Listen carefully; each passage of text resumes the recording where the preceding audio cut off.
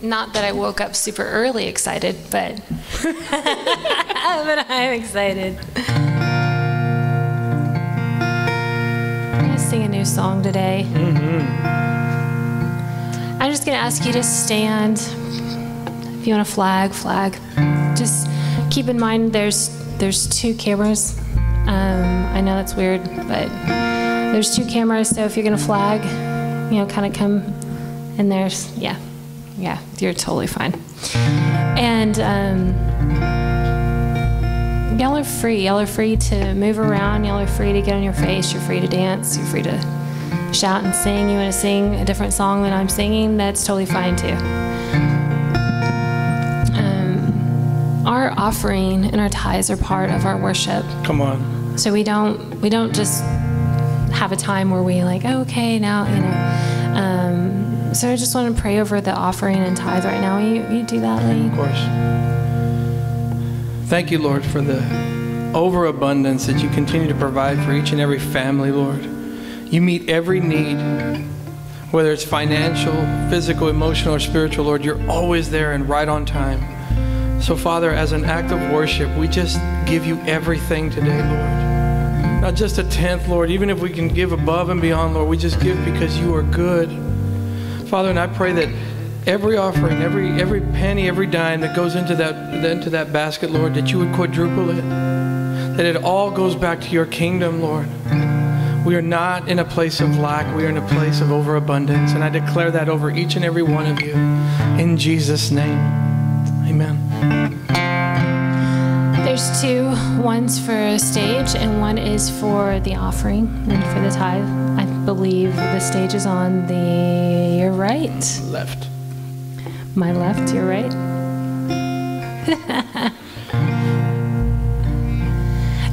I've been through much healing. You're right. I've been through so much healing. Every time I go into an inner healing session, I get nervous. And you would think it's because, I'm scared of what God's going to do. And it's not that. There just becomes this nervousness of being transparent and being see-through, And that all of a sudden these people beside me are going to see it. And I'm like, oh gosh, what are you going to bring up, God? You're just going to peel me wide open and I'm just going to be exposed. And so there's this little bit of nervousness when I go in, right? And it's so weird because I have that feeling right now. Me too. So I declare that there's going to be healing here today. Come on. That things that have been, that you've suffered with for a long time, that they're just going to melt away. I just thank you, God, for just exposing me and making me vulnerable, God, in front of everybody, in front of your people. I said something on Friday that just still is blowing me away because I just heard this still small voice say this. And he said, the God inside of me is satisfied with your worship. And I was blown away by that. I've had people say in different circles, like, oh my gosh, that spirit that was on them, it made me angry. And I just, got upset. But this was the opposite. This was the God inside of me all of a sudden was so enriched by the openness of worship. So I just want to encourage you with that and just to worship freely, okay?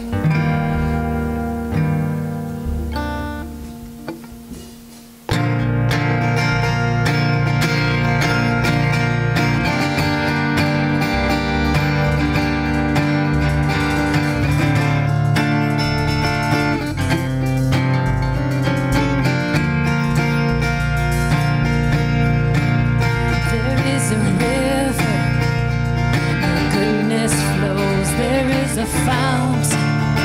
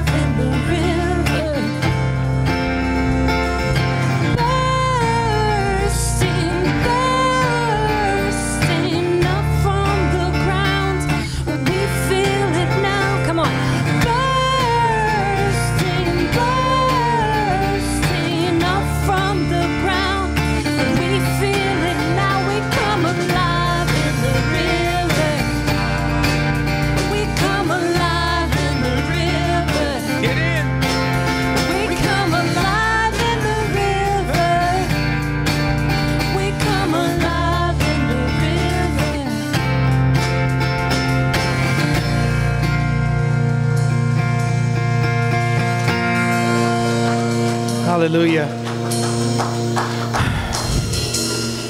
Father, I just thank you for what you're doing here. Father, I thank you that each and every one of us have a story. Each and every one of us has a testimony.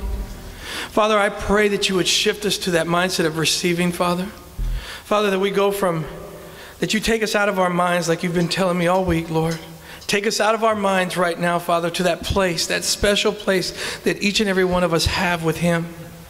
I pray that he would restore your heart, restore your mind, and restore your joy. I hear the Spirit of the Lord saying, I'm going to restore your joy. I'm going to restore your joy and your vision today. That we come alive in the river. That doesn't sound like we come alive. Well, I come alive in the river. And I just declare that your joy would be restored today. Supernatural encounter with the Spirit of joy. That you would leave here with such a smile and refreshing and saying, no longer will that joy be taken from me. In the name of Jesus. Amen.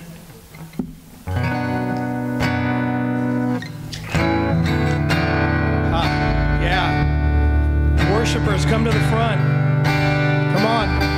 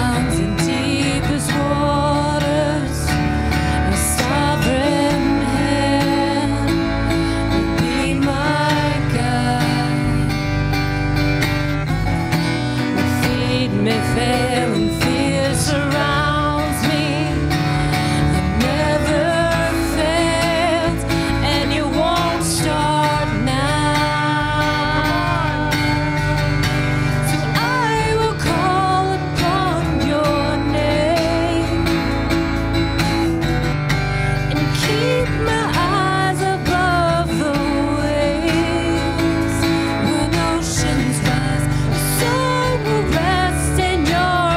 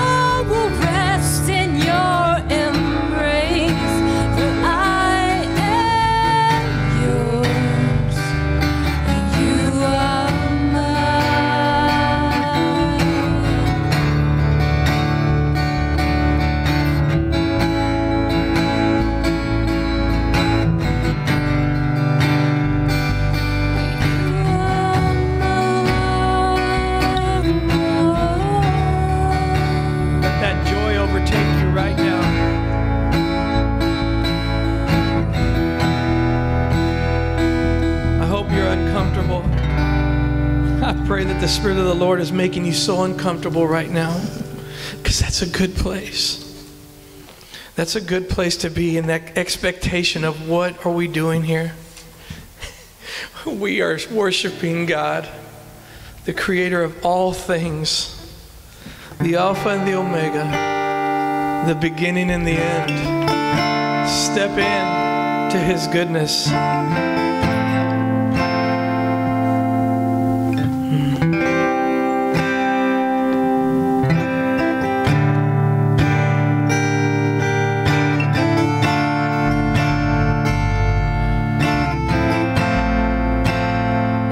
About the melody of this song, there's something about the sound that I just heard that is healing hearts. Come on. So right now, I just declare for your hearts to be open and vulnerable. Yes. There's something in this sound. That frequency.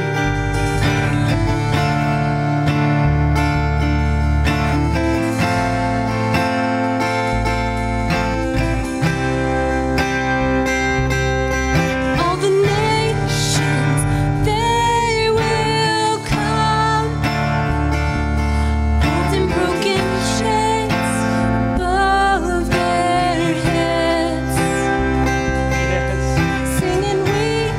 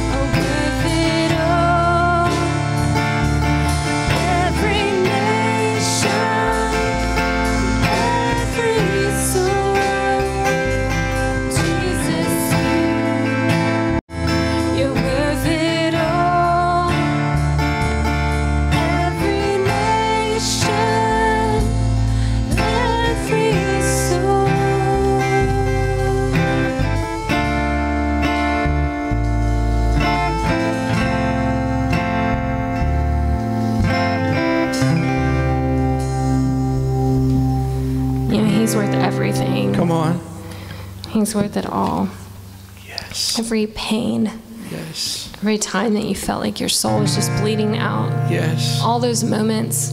Come on. I was in a service one time and Yes. I was just finally just let go. You know, it was one of those times I was just like, well, Come on. why do I feel like I'm bleeding out? Like everything was fine. I thought everything was fine. And all of a sudden, nothing was fine. And this song hit me and I was like, why do I feel like my soul is bleeding out? Come on. And he was just like, can you just let go?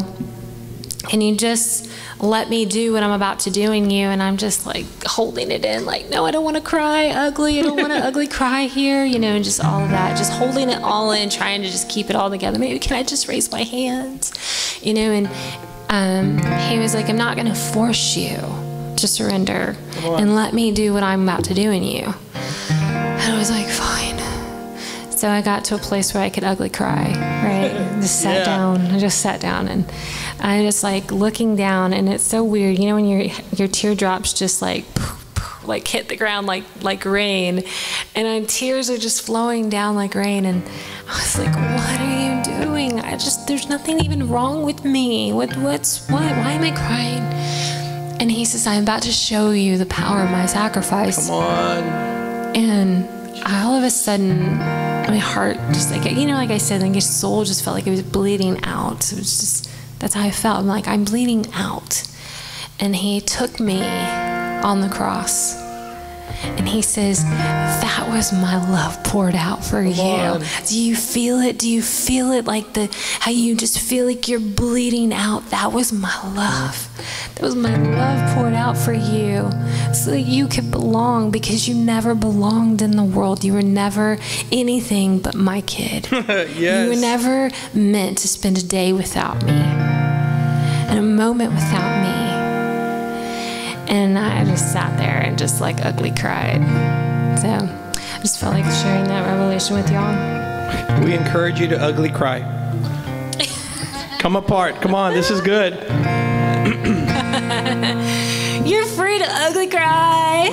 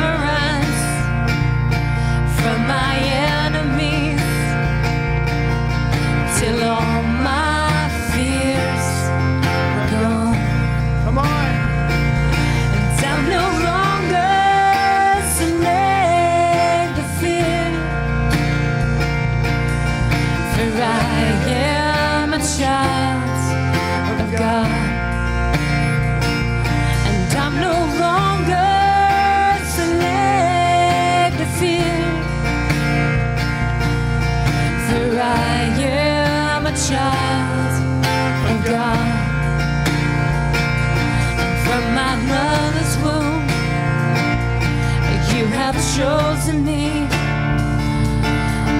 your love has called my name,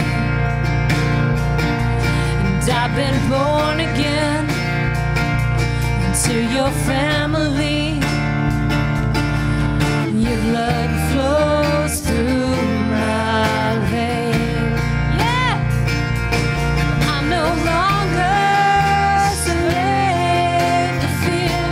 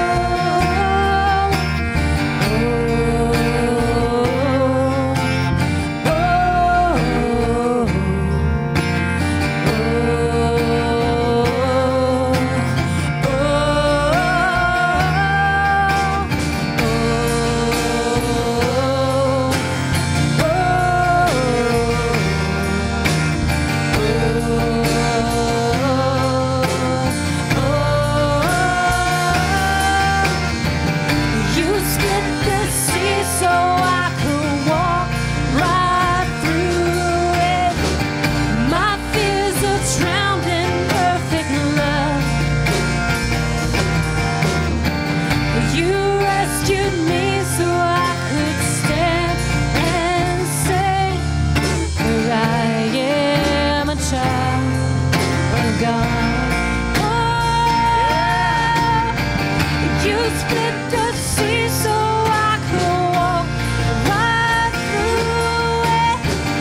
My fears are drowned in perfect love. You rescued me so I could stand and say, I am a child of God. You rescued me so I could stand and say, I am a child of God. I am a child of God. 'Cause I'm no longer a slave to fear. I am a child of God. And I'm no longer your slave fear. Come on. I am a child of God.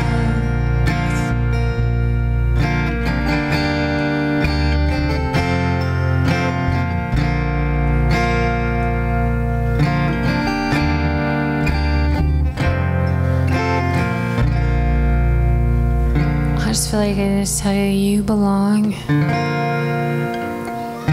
You belong. You're so precious. There's not one child out there that I would give up. There's not one child that I would say, you know what? You have screwed it up. And it is over. You're qualified. You're so qualified to participate in this beautiful family. Father, I just pray as we get ready to spill our guts to these folks, Lord. I pray that you would penetrate hearts, that you would take us from a place of pride, that we've got things under control. Soften our hearts, prepare us to receive what you have for us. Thank you for this amazing story, Lord, that you have brought my beautiful wife through and myself through. And we are children of God. In Jesus' name.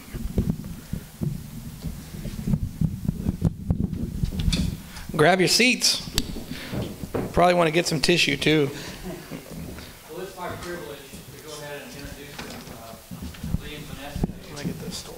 Cindy and I have been pastors here for about 3 years, and we've seen a lot of things happen in the past 3 years. But I'll just share with you that about a year ago, I got this phone call from a mutual friend of ours, and he said that Lee and Vanessa needed some more space for something to happen, and so yeah.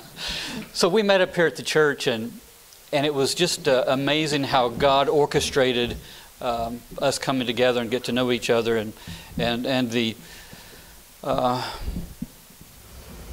fellowship that was with us almost instantly as they came, as they shared their testimony, and as my wife and I just could almost echo their experience. But it's been awesome knowing them for this almost a year, and it's just my privilege to introduce to you and let them share with their heart and what God is doing in their hearts and their lives. Thank you, Pastor. Thank you. Test. Did they mute me?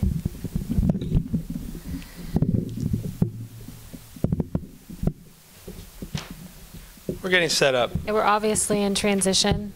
If you haven't noticed, there's no carpet on the stage. You can see through it, and there's holes. That's good. It's transparent. It's transparent, just like us, and it's raw. Well, we're going to take you guys on a journey. The way that we have, Vanessa and I, You know, it's funny, guys, I heard Ryan Pena say this last night, and I was like, man, I'm going to steal that. I didn't text him, but I'm going to steal it. He says, a testimony is not what you come out of. A testimony is what you're taken into. So I look at my wife, and I look at my son, and I look at my other son, and I see what God has brought us through and brought us into. We're a ministry, but we're more than that. We're a family. I see my wife singing and playing that guitar. All of that was birthed out of this testimony we're going to share. All of it. This journey has been amazing. I'm going to open with this, and then I'll start with mine, and then we can go from there. Proverbs 18:22. He who finds a wife finds a good thing and obtains favor from the Lord. My story starts like this, and I'll just jump through it real quick. I worked at the state penitentiary for a long time, and I worked in a maximum security prison. I drank coffee, chewed tobacco, smoked cigarettes, drank a lot of alcohol, tried to take the edge off. Became very angry, very upset, very violent. I had a lot of stuff built up. Prior to that, I was a child in a broken marriage. My mom and my dad had a lot of tough stuff, a lot of alcohol, a lot of bickering, a lot of fighting in front of me. So I didn't see affection. I didn't see love. I didn't see intimacy. I didn't see these things as a kid. I knew how to protect myself, so I would go to my room and hide, or go and watch TV, or ride on my bike. I'd get on my bike and ride. And they tried to protect me from this stuff. So going back to the prison stuff, working there for such a long time, I began to use drugs. I began to do cocaine, and it was a part of my self-medication. I would be a weekend cocaine user, and I would never consider myself an addict. Well, I got out of this working there, got in trouble with the law for fighting, got in a fight at a bar, got put on probation. Well, this is how good God is. I don't know if it's good, so don't hear what I'm not saying about this. 2 weeks later, I got arrested again in Nueces County for possession of controlled substance. Put on probation on both spots. This one didn't know about this one. That doesn't happen. So I'm running both probations. I finally got home, and I said to my mom, you know, I had my retirement. I said, you know what? I got to move. I'm going to leave, because everywhere I was going, it was every weekend, I would wake up and say, I'm not going to do this again. I'd wake up hungover, strung out on drugs or whatever. And then I finally said, Mom, I'm taking off to San Antonio. Little did I know, this is prior to who I am now, so little did I know what I was running into. I ran to San Antonio, and I got a job, and I was working at Cavender's Boot City. And I didn't have a dime. I moved to the Warren Inn Apartments, $100 a week. Man, it was perfect. I was like, I could do this. Well, guess what? Those drugs found me. Those people found me. That's what I thought. I can't get away from this. Well, then that's when I ran into my bride. And there was so much hurt in my life because I didn't know how to love. I didn't know how to be affectionate. I didn't know all these things. I knew how to fight. I knew how to be macho. And I knew I had an idea of how to treat a woman. You know, I'd go to those men bars. I'd watch pornography. So I had an idea of what it was, how a woman was supposed to be treated. They like to be treated this way. This is my mentality. This is my men's mentality. A woman likes to be treated that way. So then I'll let her tell her story of how we get to there. Well, you know, it started with me. I was adopted, and from a very early age, I never really felt like I belonged anywhere. I know that sounds really weird because my family was a good family. I had a dad, I had a mom. They were together. Did they have their issues? Absolutely. My dad, he drank a whole lot, and so there became like this hatred toward my dad at a real young age because my parents, they would fight at night, and I never knew. My mom was a provoker, so she would provoke him, and she just was really brave, you know, because I was thinking, you know, if this guy was abusive, man, he would have really hurt her. And but he wasn't. He was just kind of this, you know, he just would drink too much. So at a very early age, you know, I had this hatred in my heart toward my father.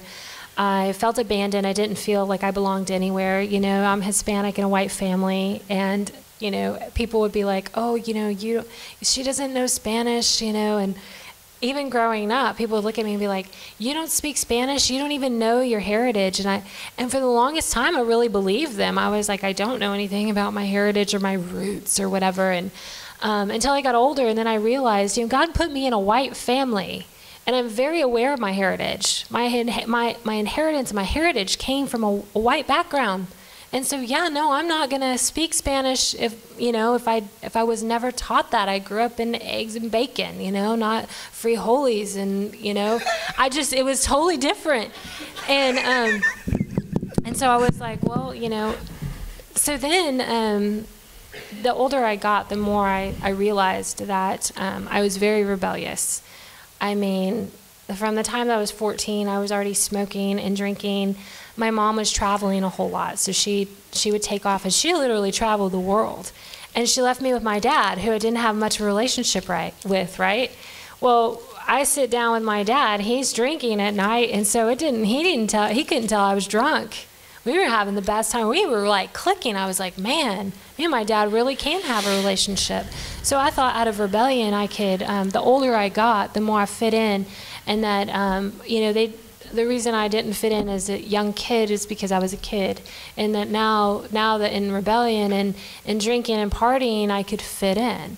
And so that's what I did. And I graduated high school and got my first job and ran into this guy. And talk about the perfect storm. You know, he walked in and he was coming to be the manager. I was just a salesperson, and I told him, I said, hey, if you need to know anything about the store, you can come up and ask me. And he was like, okay, I'm here to manage the store. The beautiful part about that, for me, I'm not, you know, I was walking through the what is that, the break room. And I'll never forget that. I was like, I walked through, she's sitting there with her fiance, I guess, at the time. Mm-hmm. And we caught eyes. And I was like, oh, God, that wasn't good. And there was this connection. I was like, that was weird. It was really weird. It was weird. And I'll never forget that. But I forgot to say, you see what's happening here, right? We both had a bunch of junk. Mm-hmm. I had all my junk. She had all her junk. There was one thing that happened to me also as a child, that I had a relative expose himself and do things to me as a kid. So I had all of that. My self-protection, identity. I knew how to protect. I knew how to not show people that I was hurting. So we get to this place where we meet. We're about to get married, and I had asked her to marry me. She's pregnant with Luke. And right before we get married, the day before, I go and I get wasted the night before, doing drugs, did everything. She had no idea that I was an addict at the time. That night before the wedding, she almost called it off. No, I called it off. Yeah, she called it off. He just didn't remember that exactly. I called it off because he was so trashed. She called it off, and you know, I did everything I could. I'll never do it again. And you know, I remember the guilt and the shame, and it was very hard. You know, we're walking down this aisle with this awkwardness, and you know, we go forward a little bit, and I'm thinking, first of all, I don't know how to love this girl. She's beautiful. She just came out of this relationship, and of course, my mentality as a Hispanic man, this macho man status, is that I'm very jealous. I had a lot of jealousy, a lot of insecurities. I was jealous at everything that looked at her. So I was ready to fight anybody that looked at her, anybody that looked upon her ugly. But yet, I was looking at pornography at the same time, and I was cheating on my wife with my drugs. So I was very, very insecure. I had insecurities. I don't know if it's from my mom and my dad. Remember, they had broken marriage. Was it from my uncle exposing himself to me? Was it from other circumstances, being bullied in school? I don't know. But I knew that I couldn't let her that close into my heart. I knew that there was a certain point that was like, no, I can't let you this close because this is me. I got to protect me. Well, one thing that I really liked about Lee when I first met him was that he was very open and funny, and like the people that he was around, he was very open with, and he talked a lot to them. And so I loved that about him. And so I started getting close to him, and I realized, I was like, why does he push me aside? You know, and he gave everybody else the attention that I really wanted from him. And I was like, man, I want to be his best friend. You know, that's how I felt, because I love the way he treated his friends. And I was like, I love that. Little did I know he's a very shallow friend, unfortunately, at the time. And he didn't know, he just made it seem like he was a really good friend to you, you know? But there wasn't, because he wasn't just doing that with me, he was doing that with everyone. So he was putting on this show. And for me, what I struggled with the most was seduction. I struggled with manipulation, because I could look at you and make you do what I wanted you to do. I was dealing in witchcraft. I had no idea. I just knew that I got what I wanted. If there was somebody that I wanted to be with, if there was something I wanted to do, I did it. And I just thought, man, I just got favor, you know. I just have this, I can make this happen. And it was really the power of manipulation and seduction over my life. And so, you know, we fast forward, we're married, we have all this stuff over us. And I want to answer your question, because you said something really pertinent. You said, I don't know what made me insecure. You know, I don't know if it was all these circumstances, but the circumstances is what defined who you were. It wasn't that you knew that you had a father that loved you. You That's didn't right. know. That's right. You had no identity in God. That's right. And so I met this guy. He was Catholic. He said he was a Christian. Our first date, you brought out cocaine and asked me if I wanted to do a line, and I looked at you like you had 4 heads. I could do everything else. I wasn't going to do cocaine. I'm like, that's scary. You know, Mom said I would do like a line and probably die. And so I was like, are you crazy? I think he acted like he threw it out the window, because who really throws coke out the window if they're an addict? And so he acted like he threw it out the window, and I was like, wow, he's like me with everything else. Like, if he didn't want to do it, he didn't do it, you know? I was not that addict. I didn't understand, like, an addictive personality. And then, you know, I tell the story usually when I met Vanessa. I say that the Lord brought a ninja to my life.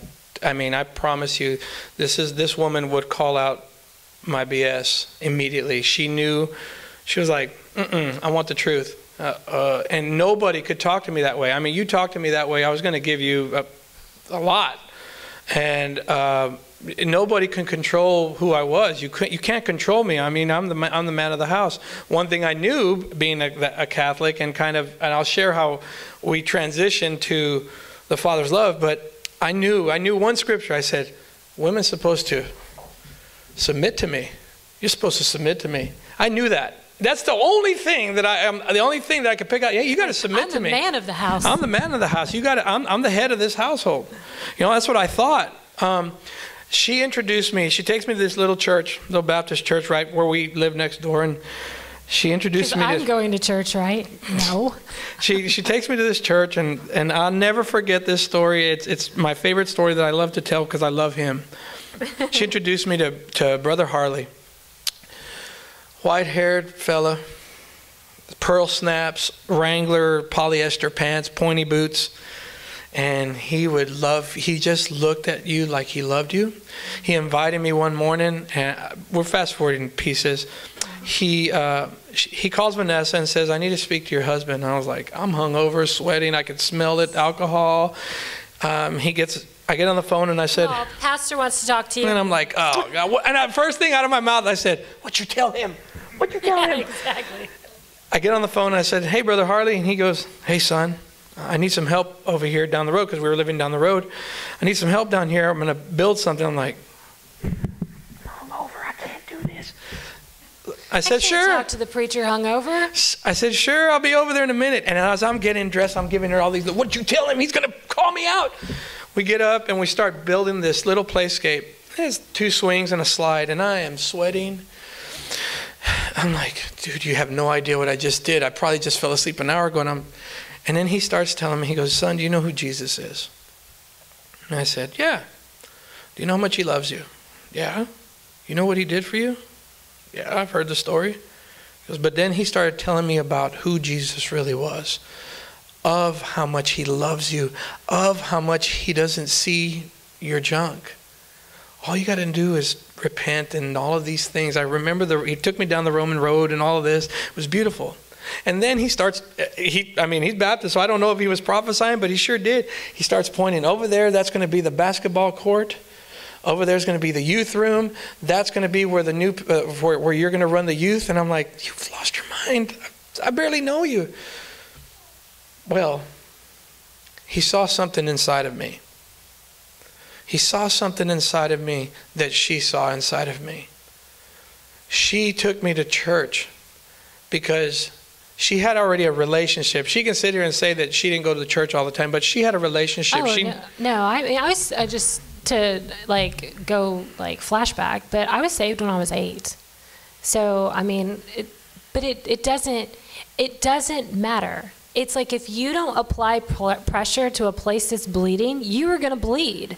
That's right. You know, Christ is the pressure applied to the place where you're bleeding out, and the healing that can happen if you apply him right. But yeah, you can know him and live your life however you want, and think that grace is just like, oh, whatever, it's just grace. He's gonna forgive me, and I live my life like that a lot of times.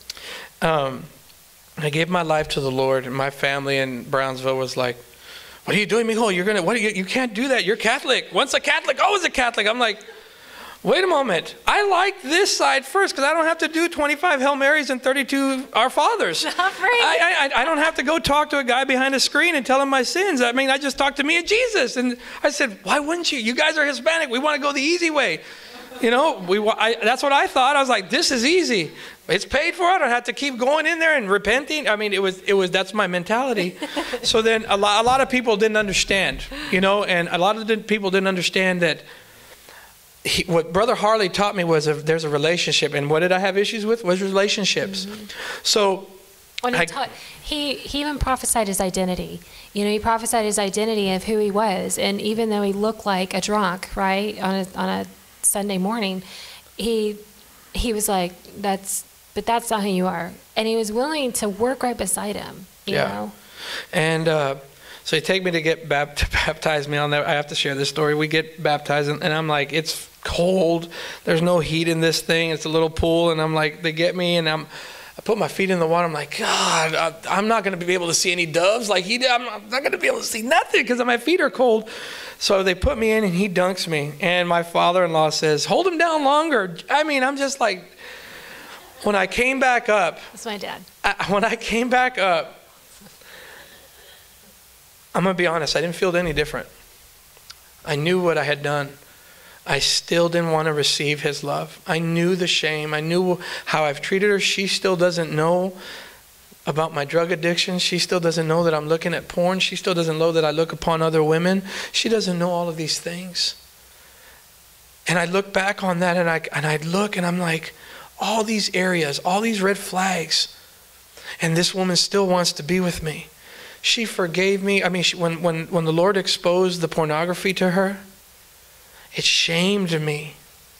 I love God because we had this huge closet, bigger than in this place that we lived. We had this ridiculous closet. It could have been a room. And so he has all these clothes, and the one shirt that I go to pull on is the one with the CD that flies out. And I'm like, I wonder what that is. Oh my God. And it's so amazing that no matter what, this guy could not get away with anything. But, I say him, but I couldn't either. The stuff that I had, the manipulation, I couldn't manipulate him to do what I want him to do, which just really ticked me off. And my seduction didn't work on him. He wasn't seduced by me, because he'd still look at other women. I'm like, no. You know how many men I could get to focus on just me, but I can't get you to? I wanted to kill him lots of times. And When you fast forward, we're 7 years into our marriage, and I find out that he's addicted to cocaine. And we've been, fighting and fighting and fighting, and for 7 years of our marriage. And so this was like a bomb to my marriage. And I remember so many times being the strong girl, just like every time he'd screw up, I'm like, okay, I gotta be strong. And I wouldn't necessarily show all of my emotion of how I felt about him to him, because, I was abandoned. So I had orphan issues. I had these issues of abandonment. And so giving my heart away was like, you're just going to leave me, When you find out who I really am, you're just going to leave me. And so I wasn't very transparent with him either, with my heart. So here I am, all of a sudden, 7 years later, and this is revealed to us. And I finally showed my emotion. Like, I let it completely pour out of me. And I remember just crying and weeping and grabbing his clothes and pulling them up off the rail and putting them in his truck, and like, you can't do this to us anymore. Like, you've done this to us for years. You have to get fixed for us. Like, I love you enough to tell you to get out. And it was tough because, I did that in front of the kids, but I had hid everything from them, trying to protect them. And I was like, God, if you're going to do this, you're going to do it out in front of everybody.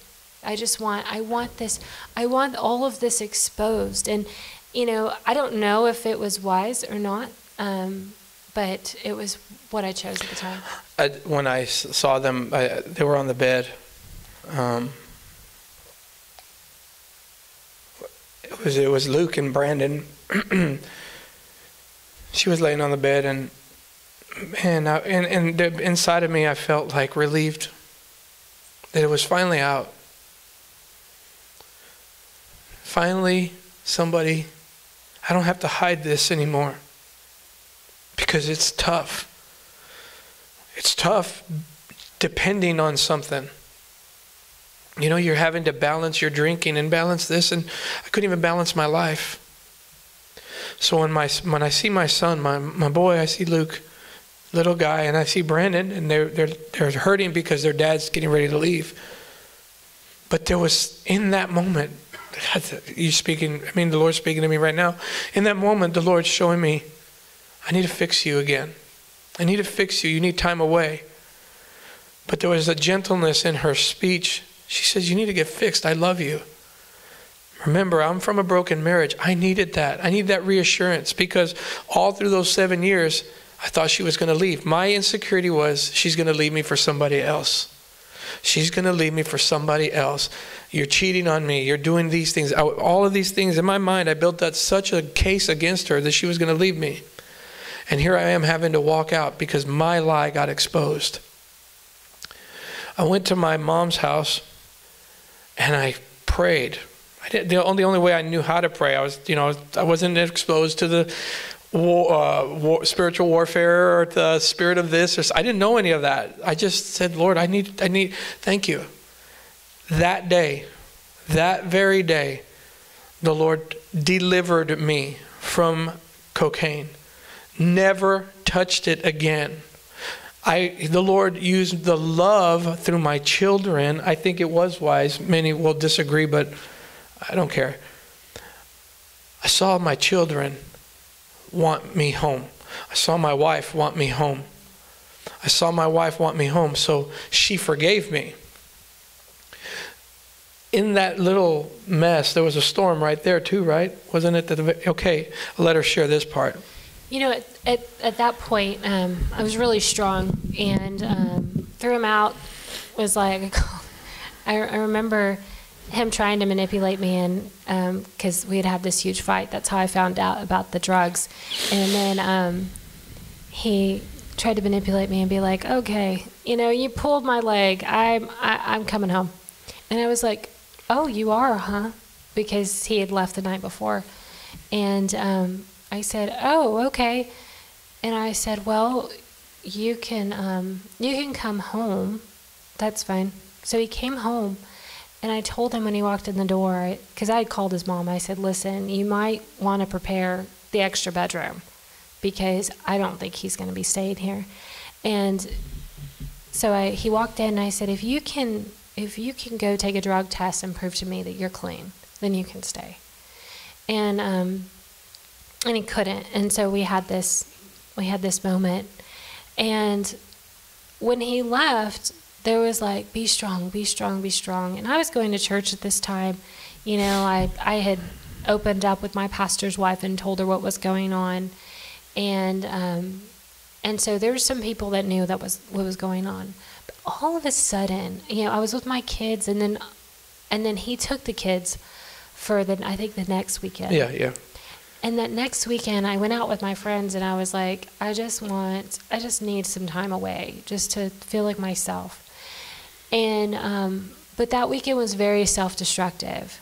I went out and I drank and got to a place where I was so drunk that I picked the worst guy. There was 2 guys that were interested in me that night. And one guy was really nice. The other guy was horrible. I knew it. I could see right through him, right? Because, you know, the thing is, when you have a gift of discerning, and you have this prophetic gift, you can see right through people, regardless of how you are in the world, you know, and how you are positioned with God. And I could see right through him, and I knew it was bad. And so I was like, yep, you're the one that I'm picking tonight. And he raped me. And so now, you know, I don't really know what to do.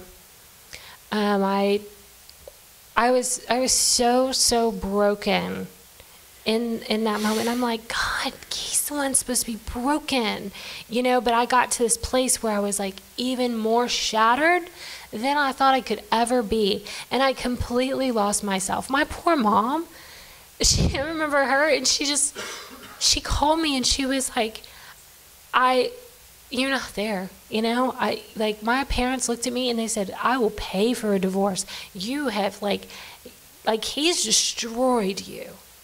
And, you know, it was like real easy to blame him, right? But really, in truth, I was self-destructive at the core of my being because I felt like I didn't belong anywhere, and he just proved it to me.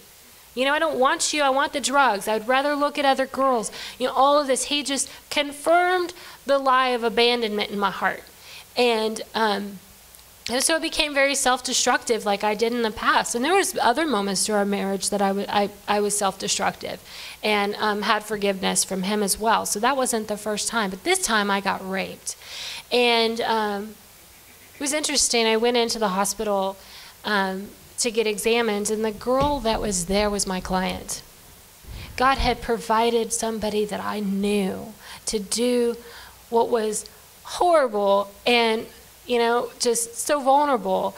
And she was a Christian, and she prayed, and she was so gentle, and she waited on me, and I was like so broken. And I remember going through thoughts of suicide, and I took so many pills that one night, and he's beating on the door, calling me all kinds of names because, right, I went out and I was the hussy, right? All of this stuff that I've done doesn't compare to who you really are, because you've just confirmed all of the lies in my head about who you really are, and you're just as nasty as I always thought you were. And so I'm laying on the bed like so out of my mind, drugged on these drugs, that all I can hear is this beating on this window, and it wakes me up. And he has no idea that I have no idea how much I took. And he comes in and he says all kinds of stuff. I can't remember everything he said, but I could barely walk. And it didn't matter to him because he was hurting so bad with all the stuff that was in his mind about what I did, and that I probably wasn't raped. All this stuff. And I remember being at home one time by myself, and I just fell to my knees. And I just wept, like, I can't handle this. Like, I've been strong this whole time, and I can't be this strong. Like, all of a sudden, every part of me was broken. I was shattered. And there was a grace that came over me. When I was on the ground, I was outside, and I was on the ground, all of a sudden there was this grace that just covered me. And my strength was renewed. It was the weirdest thing. And I stood up, and I was like, whoa. And I picked up the phone and called my mom. And I said, Mom. And she just screams and cries. She's like, there you are. There you are. Oh my God, there you are. And I was like, was I gone? But I was. I was so far gone. And God gave me enough strength to get up and start pulling my family together again and start allowing him to heal the way he needed to. And he started healing me. Talk about some deliverance. It was 2 deliverances that day of complete healing from that. I never have looked back, nor have I heard about that moment again. And it was so wild because on the other side, God did the exact same thing to him, just like instantly healed him. The process, it's in those moments too. We had connected with some spiritual people. One of my spiritual fathers, our father, Chris Johnson, he would bring teams, and they were prophets, and it was exposed. For me, I'm like, holy moly, this is cool. And they would prophesy things to us. They saw me speaking to a bunch of people, and I'm like, you lost your mind. I'm just now getting into reading my Bible, daily and stuff like that. Okay, prophesying to her about speaking and all of this. So the word was already over us, and I just didn't see how that could be. I would look at, in my mind, I'd look back and be like, there's no way that this woman's happy in her marriage. There's no way that she is happy in this marriage. She's found out my pornography, my drugs. I continue to lie. I was just mentally abusive to her.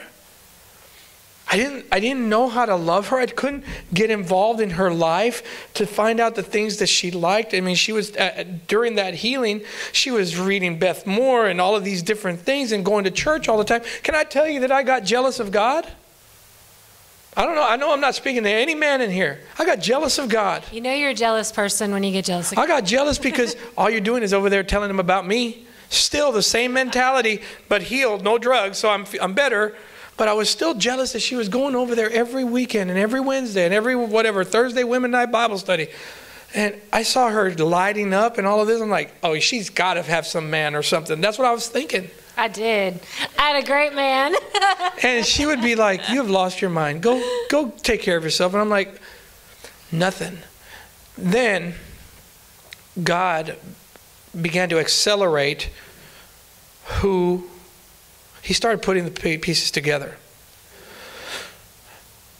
We had tickets to go to San Francisco.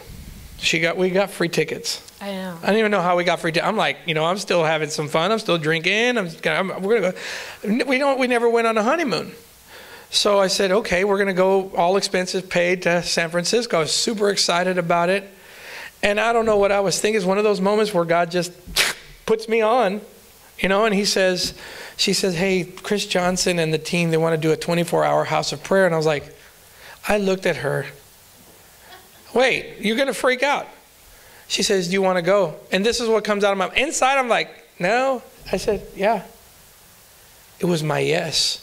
Our story has always been about our yes. I said yes. We get our tents and we go out there, and I was like, what am I doing here? They're going to give me the 2-hour in the morning shift. I'm not going to hear God. He's not awake at 2 in the morning. And we all had shifts when we were all it was just worship music. So I remember sitting at a different church, sitting in the corner. I sat there. I said, man, Lord, what are we doing? I said, where do I need to be? Because we were living up by 281 North area. And we were so far. We worked 15 minutes from the house, but we were so far because of traffic. And I heard the first time this recovering addict, this abusive husband heard God for the first time. And he says, you're here. And I said, I looked at this place, and this was Lavernia down the road.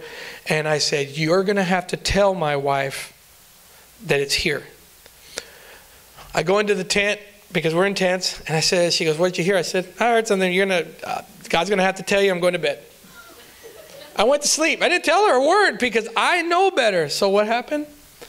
So we go the whole weekend and we get prophesied over, and it's just amazing, and all this stuff. I had to work late, and so I want to say it was in the fall, so it was dark early. I walk up to the church the first night of the house of prayer, and I took a step on the property, and all of a sudden I had a vision, my first open vision. See, Lee's first hearing God, and now I have my first open vision. And I see myself at the house next door on the front porch and on the back porch and on the swing of this house. And I was like, that's weird, because I'm not even out here. I walked in the door thinking that I have got a great imagination. And so I walk in, and the whole weekend happens, and we've been asking God, where do you want us? Where do you want us? Because we've been really serving the Lord now. You know, at this point, you know, God has really accelerated our healing, and we're serving the Lord, and we're asking him, and we've now skipped a whole free trip to San Francisco and Napa Valley. You know, I mean, what kind of wine drinkers do that? I mean, that's dumb. And so, right? And so I'm like, okay, and I got nothing about where I was supposed to be. I love what she says. And so 3 days later, you know, because Lee knows, and I'm like, why does Lee know? Lee's not even spiritual. I'm so mad, right? Because Lee knows something, and I'm like, whatever. And so now I'm getting upset, and I'm pretty much ticked off for 2 days. And then the third day, all of a sudden, my heart's broken about it. And I'm like, why would you tell him and not tell me? I mean, like, we're like this. You know, like, I'm your favorite, and I know it. I mean, he's not. He's so screwed up. and he tells me so beautifully. He says, I showed you.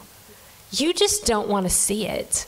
And I'm like, you're so right. I don't want to move to Lavernia. You know, I was just like, no. And so I'm crying. He walks in. He's like, has God told you anything? I'm like, yes, we're moving to Lavernia. And he's like, yeah. Like, he's like celebrating. I heard God. And he's like, why are you crying? And I was like, because I don't want to move to Lavernia. I told the Lord, and I told him this. I said, I'll go anywhere but Lavernia. Awesome. And so he did. I mean, he really did. He put me on the line. I live in Sutherland Springs.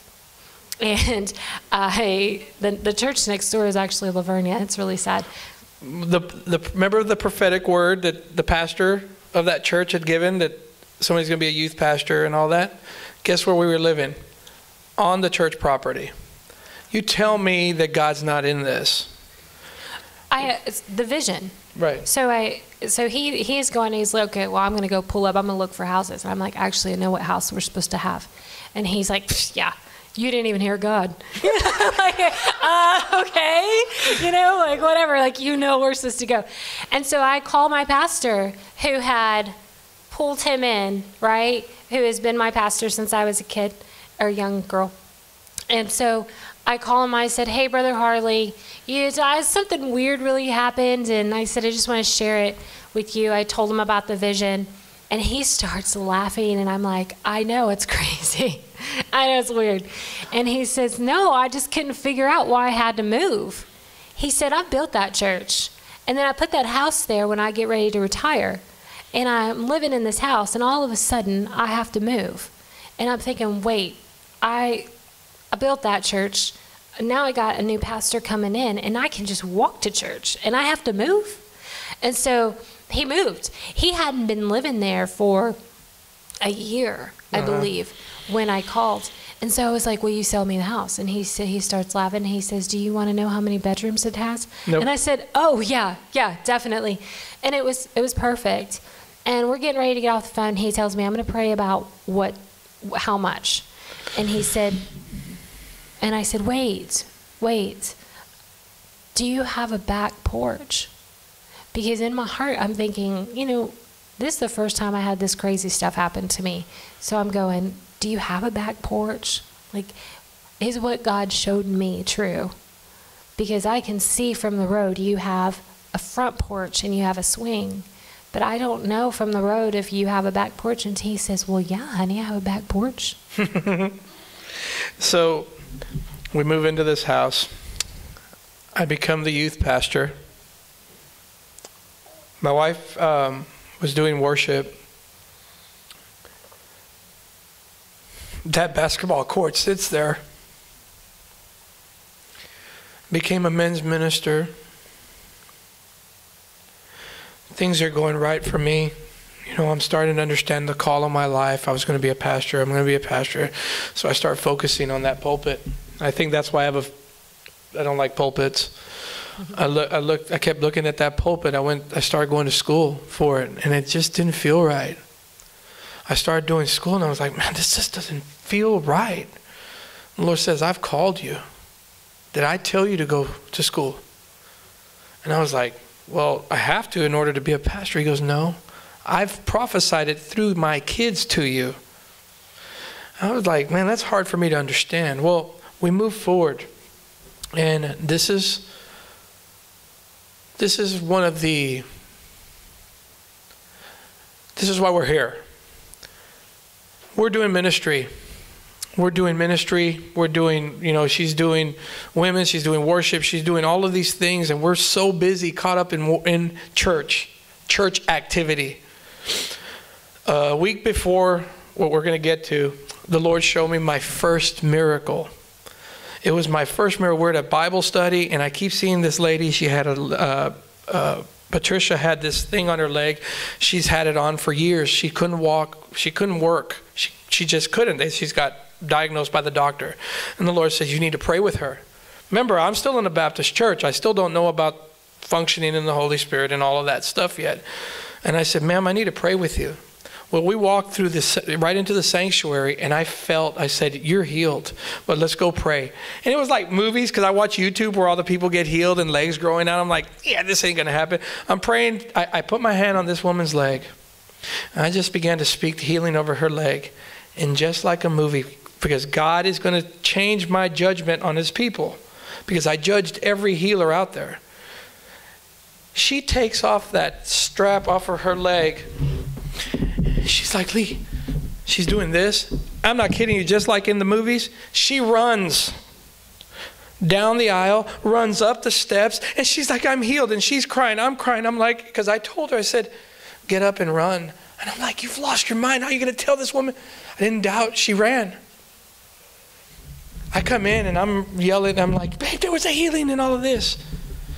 There was stuff going on in our household. On the outside, we were good, but we still hadn't healed. So you would think that, like, walking through all that, right? Like, oh, now they're at church, now they're serving God, now they're in a ministry, you know. You would think that that would be it, right?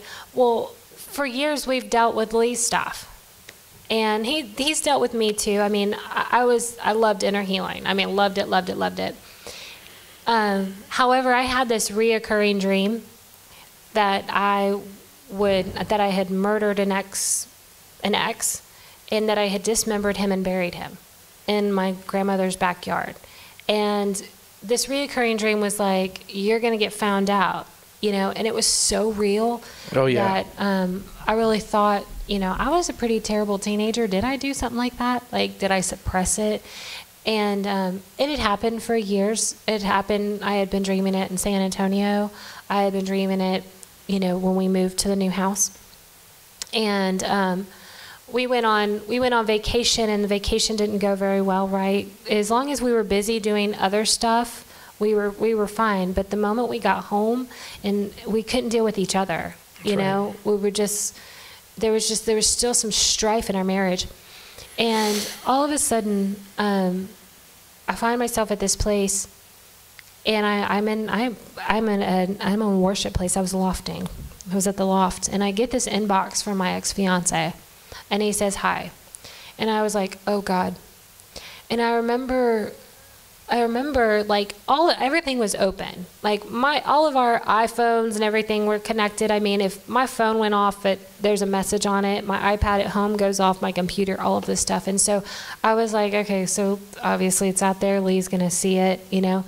And so I come home, I think about it, and go next door to my pastor's wife, and I looked at her and I said, I just want you to know I'm in trouble. I just want you to know now. Like, this is the one thing. I need to deal with this.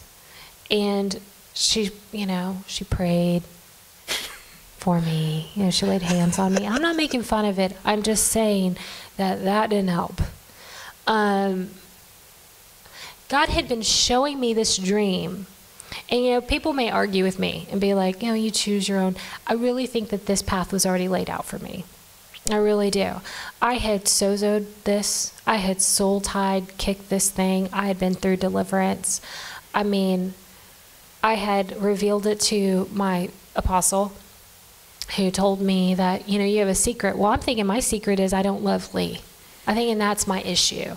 And I need to love more. And I don't know what love is. Like, if any scripture gripped me, it was that one that says, if you don't have love, you don't have anything. And so for years, probably for 5 years, I remember thinking, I have nothing, because I really don't know if I know love. And I'm trying really hard to know love, but I don't know it. And all of a sudden, here's this message there, and I respond to it. And when I respond to it, this one loses it. It confirms all of his fears, right? You're going to leave me. You're going to leave me. And this accuser that's been accusing me for years, you're going to leave, you're going to leave, you're going to leave, you're going to cheat on me, you're going to leave me. And I was just so tired of hearing it. And I was like, no, you know what? Ugh. He stops completely talking to me for 3 days. And to me, I'm like, I'm such a healer. I'm in a place where I'm like, rip off the Band-Aid, let's scrub it out. That's my personality. Let's get to it. And so I was like, you know what, I'm going to face this. I'm going to face this head on. I'm so sick of this thing over my head, pushing this feeling down. I'm like, I'm going to face it. And so I did, and contacted him and talked to him. He came here and was going to talk to me face to face, and I was like, good. The only people that would talk to me were the girls that I had in my salon, and they were like, that's really good, you should probably face it. And so I had the world telling me, yeah, you should, and I have my pastor's wife, praying for me, and I've got Lee who's not talking to me. And so what I felt in my heart was like, most things in my marriage, I'm going to have to do this alone. Awesome. So I'll do it alone. And so I went and met him, and everything seemed fine. I was like, okay. We didn't get a chance to really talk, but then that night, the nighttime, it was harder. And that moment I made a promise to myself. I said, I don't know if I could leave you again. And I did not come home for 48 hours. I was wrestling with myself. I was wrestling with how I felt, everything. She left. We're in ministry. We're pastoring. I'm youth. That was the hardest thing that I've ever had to experience, knowing that she's gone. And I had to protect my kids. I felt like I did. They knew they were protected. I had family. God just put us right next door He put us next door next to our covering, our protectors, my pastors, my friends who are for my family. I walked inside. I'll never forget this day. I drove, and everything was brighter. I was angry. I was sad. I was alone. Got to my house, I walked in, and I fell on the floor. And I hit the bottom of the ground, and I said, why me? You've healed me, you've brought me here, you've done all of these things, why me? And he says to me, are you ready for what I'm about to do? I said, no. But yes, when I bring her home, there will be no more accusation. And I said, I hung on that word, when I bring her home. That was the hardest word to hang on. But when it comes from God, it's a promise. Talk to her. We're looking for that hope. Looking for that hope. Because I heard you, Lord. Talk to the pastor. I would spend every night at church and I would just turn on worship, Casting Crowns or whatever it was. I'd turn it on and just be me. And I would, by that time I knew Sozo, Inner Healing. I was cutting off Generational, doing all of these things. And I called this part of this story looking out the window.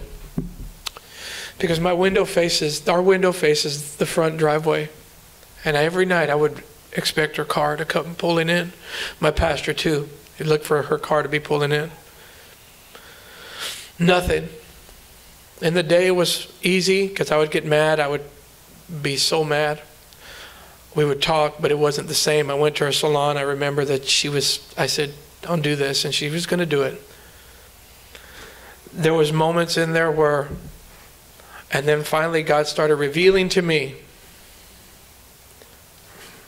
what I and where I had failed. Not failed, because God doesn't call me a failure. Where I needed to grow. He taught me His love. He taught me His forgiveness. He taught me His mercy. He taught me the areas that I didn't look upon her. He taught me that I wasn't interested in her books, in her healing. Remember I made fun of Beth Moore and all of these books that she was reading? I never once wanted to be interested in it. He taught me that she desired to worship, and I didn't. He taught me that she wanted to love me, and I didn't. He taught me that just a touch didn't mean that I was going to go straight to bed with her. He taught me intimacy. He also taught me that you got brothers and sisters who have the right heart who came up to me and said, because this was on the second month, you need to get an attorney, you need to do this. And I'm looking at them. I had one person say, I pray that God brings you a godly woman. That offended me. That offended me. This woman has shown so much forgiveness, spoke life into me, forgave me for pornography, the drugs, showed the Father's love to me. And because of infidelity, that is the worst thing a woman can do. I looked at this person and I said, my wife's coming home. I stepped down from youth. I asked Pastor Paul and I said, I need to talk to the congregation. He says, what are you going to say? I said, do you trust me? He said, yes. I got up on a Sunday morning. And I may be speaking to somebody here, so I'm just going to go do this prophetically because this is exactly what I did. I just feel like the Lord is telling me to do it. I'm going to ask each and every one of you that when my wife comes home, there will be no accusation because it is over. And right there the Lord says, now I'm about to show you something else. Emailing me, text messaging me. She was coming home on the weekends. She was coming home on the weekends. The hope was there. I started seeing the hope. I started seeing the change. And all I could do was not get so excited and bring accusation, because what do we want to do? Well, what did you do? Where did you go? And how, all of these things. And none of that was on my mind. My mind was that I needed to be a safe place for my wife. She came home and I bought this book. It was the biggest book in the world. I'm not kidding. It's called Redemptive Love. It's about Hosea and Gomer. It's about how much he loved her. No matter if she was sleeping around, how many men she slept with. And I hear the Lord saying, I'd do this again for her. So what I learned out of this is something that this is the way the scripture is supposed to be read. My wife was gone for 3 months. She filed for divorce because we had talked about it. But we both didn't want a divorce. We both didn't want it because every time we'd go up to that cashier to make our payments for the attorney, she's like, why are y'all going to do this? Y'all don't. Every time she comes up here, she's crying. I said, well, I am too. She goes, y'all shouldn't do it. I said, okay. Okay, so she was totally lying. I mean, let me just tell you, he's saying this, but I did want a divorce. I wanted everything. I wanted that whole, all of that to be gone and something new. And my heart was so deprived. It was wicked. When I first left, everything seemed fine. I seemed like myself. I seemed like I can still, worship God and do this. But I need to get divorced because people don't do this.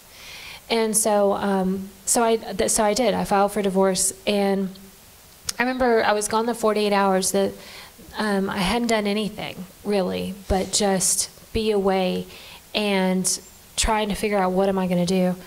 And I remember that Sunday morning getting up, and I was staying at a hotel literally across from the church that we had been to for 8 years.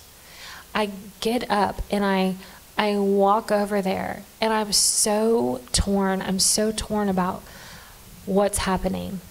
And I remember he did this sermon, and he turned off all the lights in the sanctuary, and he held his little bitty flashlight, and he stood up in the corner, and he's like, no matter how dark it is, if you just look for the light, just look for the light and go towards it.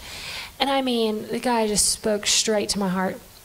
And the next thing I know is they have an altar call, and they have all these guys up there, and I'm walking down the stairs, and I couldn't even make it to the bottom. Like, I got to the bottom step and like collapsed and did that whole ugly cry right there, because I'm going, you know what I'm about to do. And you know my heart, I've tried, you know all of this. Why didn't you just take this from me? And all I kept accusing God was like, how dare you do this? You put all these rules and these regulations of how I'm supposed to be, and then you don't even give me the heart to be able to do it. And I'm like weeping, crying, all of this stuff is just coming out. They're all surrounding me and praying, and I have this vision of the Lord, and he's standing there, and he's just like so happy. He's always so happy. And he puts his hand out towards me, and he tells me, he goes, Vanessa, I'm in the end. I see how this all plays out. And he's like, cotton candy, he's just this goofy smile on him, just like so happy. And I'm like, how could you be so happy? I'm a hot mess. But he just puts his hands out toward me, and he tells me, he goes, Vanessa, I'd do it all over again if it was just you. I see how it all plays out. And so I got it from that place and did exactly what I wanted to do. And I left, and I had a great time. I mean, sin's fun. It's great until it all comes crashing down on you, until reality really hits you. And this guy, instead of just staying at home and praying and being like, God, bring her back, bring her back, bring her back, he put pressure on me. He did. He went forward with the divorce. We'd go in, and I'm like, I'm going to leave. I'm going to move with the kids, and the kids are going to come live in with me. And he'd put something on there and said, no, you actually can't. You can't move out of this radius. And I'm like, can he do that? And they were like, yeah, I can. And so he was putting all this pressure on me with accountability. Like, if you're going to live like that, in the divorce decree, you're not going to live with somebody without being married with them. And there was a whole certain amount of months that I couldn't even be with somebody. There's all of the kids could not be with another male with me. I mean, name it. He was just like, and we'll put that on there. We'll put that on there. And I was like, you just don't want me you just want me. You don't want to let go of me. And through all of this, I'm thinking this about him, but guess what? God would not let me go. He wouldn't. He chased me and chased me and chased me. And I remember there would be times that I would just be like, get off! Leave me alone. I'm not going to do what you want me to do. I'm not.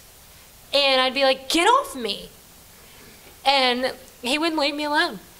He'd bring this prophetic family to just speak life into me and to prophesy over my life, and I'm like, go away. This one he began to fast.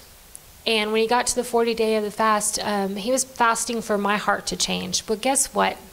My heart didn't change. The guy that I was with, his heart changed for his wife. He wanted to go home.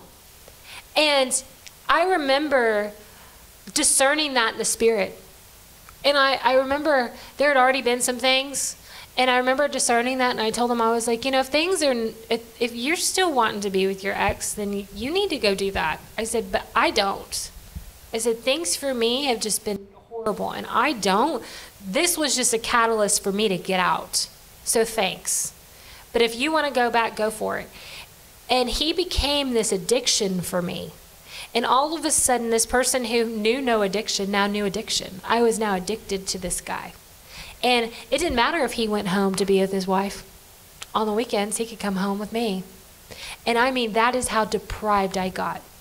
And because I was getting that hit. I was getting that, like, I'm going to have what I want. And all of a sudden, it was just not okay anymore. It got really ugly. I got to a point where I didn't even recognize myself in the mirror. I was like, who is this person? And just nasty. I just felt nasty. And so reluctantly, I was like, fine, I'll do what you want me to do. I'll go home. And so I started going home, and I was just like a zombie because home was weird. So I'd sit in the bed, just sitting there staring at the wall, because I was like, this is so weird. I don't even want to be here. Why do you make me come home? And I remember one night Lee comes in and he was like, can I read to you? And I was like, fine, weirdo. So he sat down and he started reading. And the words of that redemptive love would just pierce my heart. And I remember there would be times that I would just have to go to sleep because I was like, I can't listen to any more of this. Or I'd sit there and try not to cry. And I just remember that. Well, there was a time that I ran again because it was just like kind of a back and forth thing. And I ran. And I remember being, he was running, I was running, he was doing drugs. And I remember being in the car, and all of a sudden I didn't feel safe. For the first time, I didn't feel safe at all. And I was like, I remember emailing Lee and saying, I would give anything to be home to you reading that story to me. And he's like, come home. Just come home. Where are you? I'll come get you. And I was so far away. Like, I was in a car going the opposite direction of home.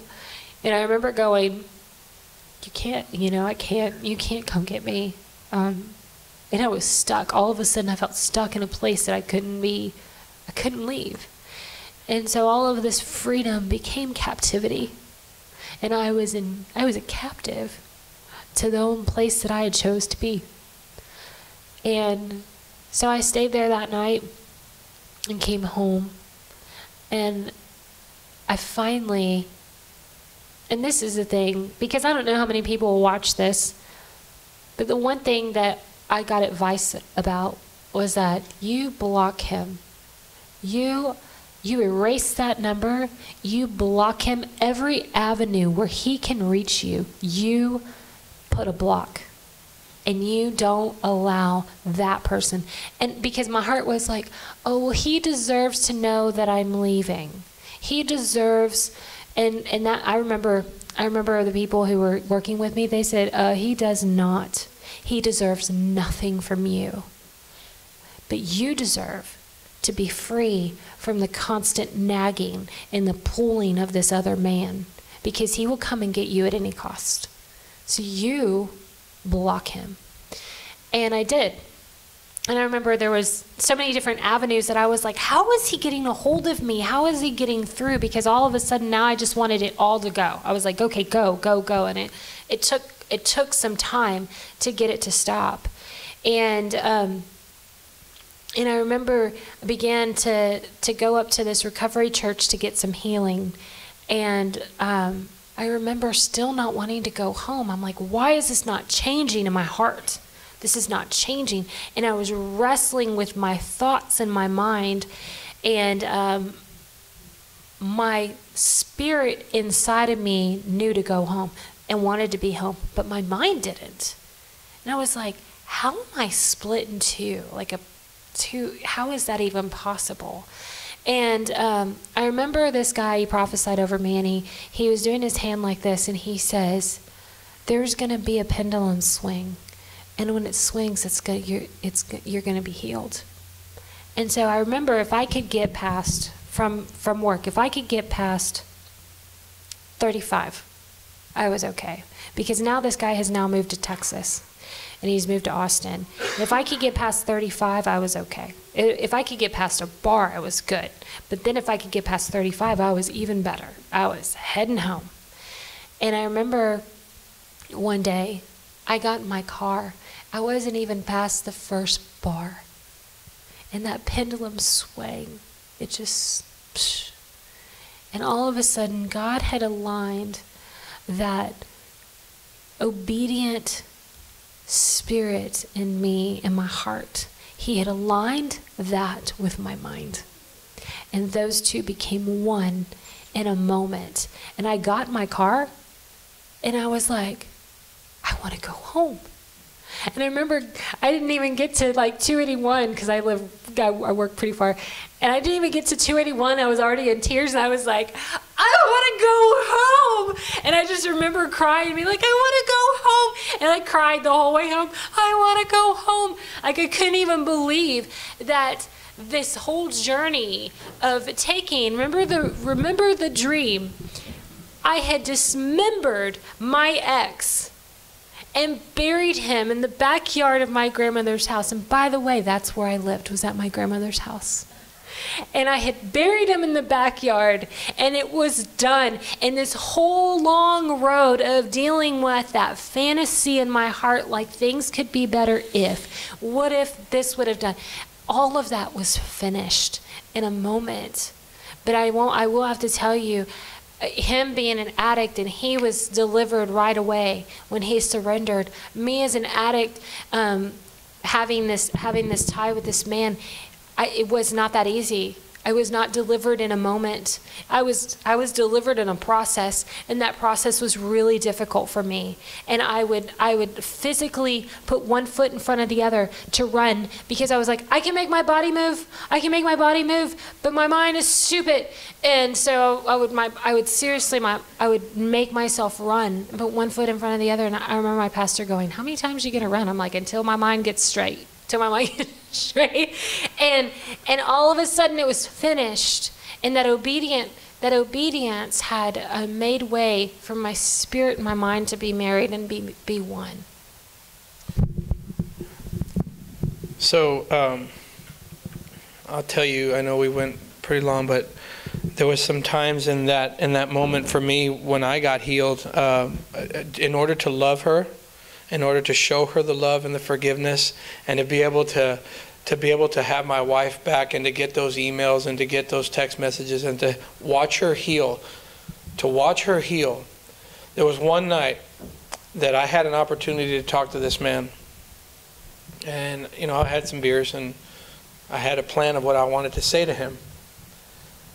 Well, prior to that, I had a week prior to that, I saw them both together. I had a friend with me, and we were sitting in the parking lot. I had a pistol. It was from here to that wall, and I remember. I'll never forget it. I saw them, and I saw how happy she was, and I was like, and the friend that said, take care of that. You want me to? And I opened the door, and it was just like God. It was like an iPad. All these pictures. I saw Luke first. I saw Brandon. I saw Ainsley. I saw my wife. If I do this, not only do I destroy that man's life and his kid's life, I destroy my wife's life because she's not going to be happy. I'll destroy my kid's life. There was no good outcome. Took off.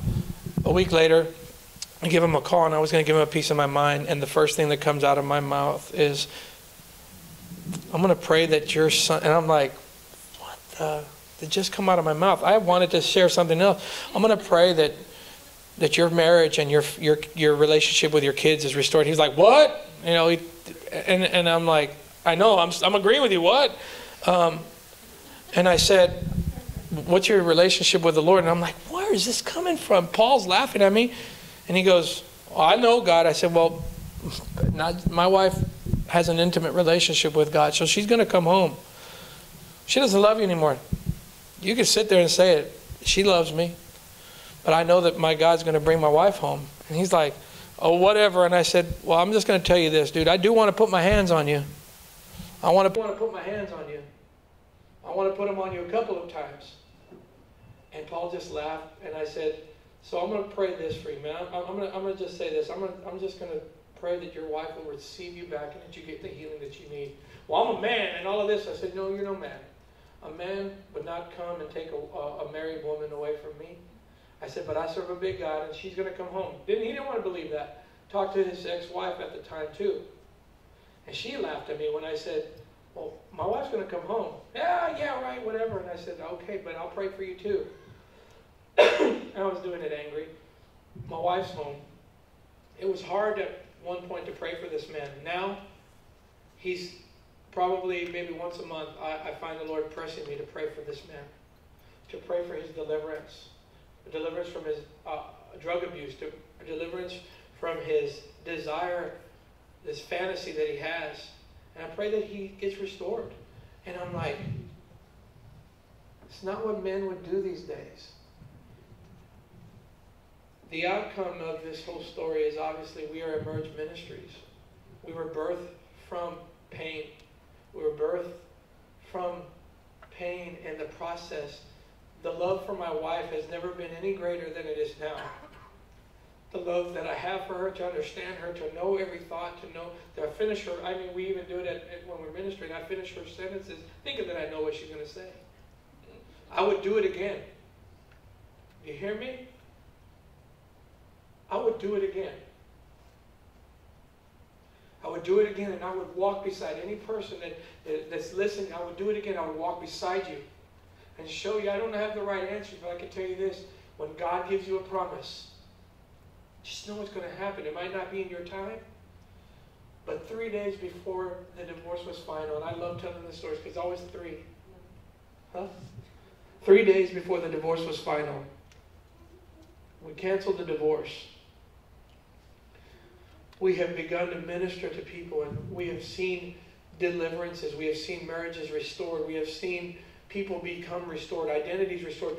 This testimony is not only about marriage. This testimony is about us in your personal walk. What God has spoken over you will come to pass. It's the process. You got to go through it to feel it in order to testify it. This testimony is for marriages and for relationships and for young people. But I want to share this with you. Trust and love. This is the final piece I want to say. So now when you read this, families, husbands and wives, I want you to understand the true meaning of what this scripture says, because we take it out of context. Ephesians 5:22. Wives, submit to your own husband as the Lord. Key being as the Lord. You want to be a submissive wife, your husband better be loving you like he loved the church. Because it says, husbands, love your wives as Christ loved the church. We want to use that against our wives and say, be submissive to me. I don't want you to be submissive to me. I got to reflect Christ. I showed my wife the love of the Father by forgiving her, by loving her back home. So don't use it as a tool against your spouse. Well, and as Christ died for the church. Come on. And we have, I know we're limited on time because y'all probably need to eat. But I will tell you that I came home to a dying man. My husband was dying. They gave him 3 months to live. He had 5 or 6 aneurysms in his head. I remember the first time I got home, and I was walking, and we got to a fight, and I walked away, and Lee collapsed on the floor, just out cold, and I was like, what is going on? I turned around to him, and I'm like, and my kids came around him, and they started looking at the clock to see how long he was out. and they were watching it because he had told them, the doctor said if I'm out for longer than 5 minutes, call 911. But he was basically, he was dying. And I remember one time getting a phone call from him. He was at the hospital, and I was like, why didn't you tell me you're at the hospital? Because I was really raw. And he was like, look, I can't have the stress. I got to go. And he hung up on me, and I was so pissed off. I'm like, how dare you? I'm trying to work it out with you. You're not even telling me that you're at the hospital. And what had happened is that his aneurysms were bleeding, and that he literally started bleeding out of his ears. So as Christ died for the church, my husband was dying to try to save our marriage. And it was taking a toll on his body. So, husbands, love your wives. No matter the crap they put you through, no matter what they tell you, no matter if they're in your face, you got to love them the way the Father loves them.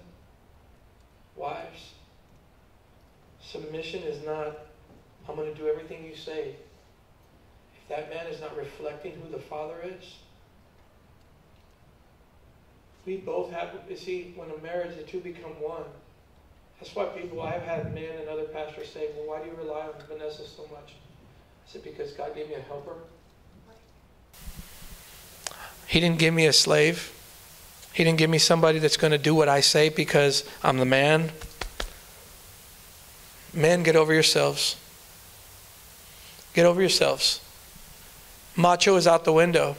His love is what brought my wife home. His love his love through me is her safe place. And if I'm not a safe place to my wife, all of this is for nothing. This testimony is a reflection on what the church should be. We shouldn't be jealous of each other. We shouldn't be jealous of and be in fear that somebody's going to take our positions or do this. If we function out of fear, we're going to get this.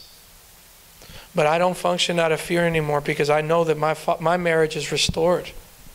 My life is restored. My healing has come. So I just want to bless you guys with this, and I pray that it blessed each and every one of you to understand, to look at your wife and be able to say, man, I got it good. I got it good. I will never dishonor her again. I will never disrespect her again. And she's not beneath me. She's one with me. And if he does, I will forgive him. Job 23:10 says, He knows the ways in which I will take. And once he has tested me, I will emerge as pure gold. And that's the call on your life, is to emerge as pure gold. And it only comes through testing. If you guys got to leave, you can, but we'd like to open the altar. We'd love to pray for you guys. If you want to stand in proxy for somebody that's going through something like this, we would love to pray with you. But if you have to leave, we understand. Thank you, guys.